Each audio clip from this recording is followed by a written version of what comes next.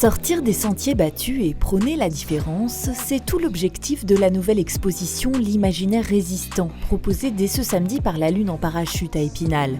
Depuis quelques jours, d'étranges toiles et personnages s'invitent en effet à la Galerie de la Plomberie. Ils sont l'œuvre de 6 artistes aux propositions singulières, tous réunis à l'appel d'Anne Richard, spécialisée dans les arts alternatifs.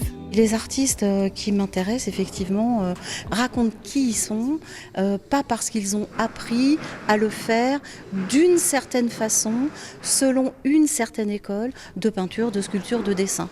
Ils font apparaître une forme qui leur est propre. Donc là, ce que je montre ici dans l'imaginaire résistant, c'est un art qui n'a pas besoin d'être expliqué. Ici, l'art se veut en marge, outsider, des termes loin d'être péjoratifs dans la bouche de ces exposants qui revendiquent leurs différences aussi bien sur le fond que sur la forme. C'est le cas de Mina Monte et ses réalisations XXL.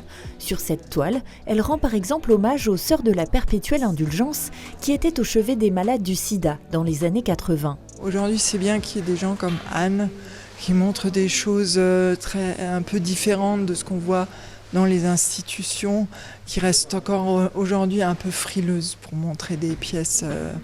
Mais ça commence à se relaxer un peu. Mais c'est vrai qu'on a toujours peur de montrer des choses qui vont choquer. Donc on a l'habitude de rester sur des choses classiques de l'art contemporain.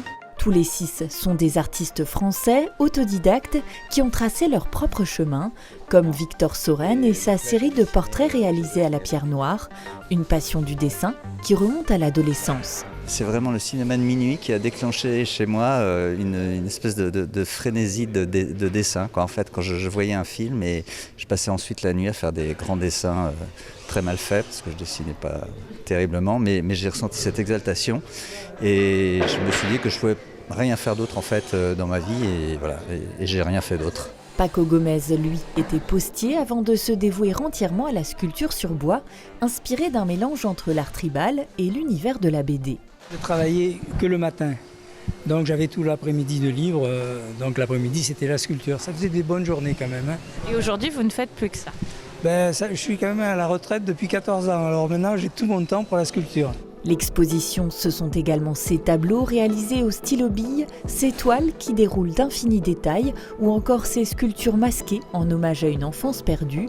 Autant d'œuvres à découvrir dès ce samedi à la Plomberie d'Épinal et visibles jusqu'au 28 juillet.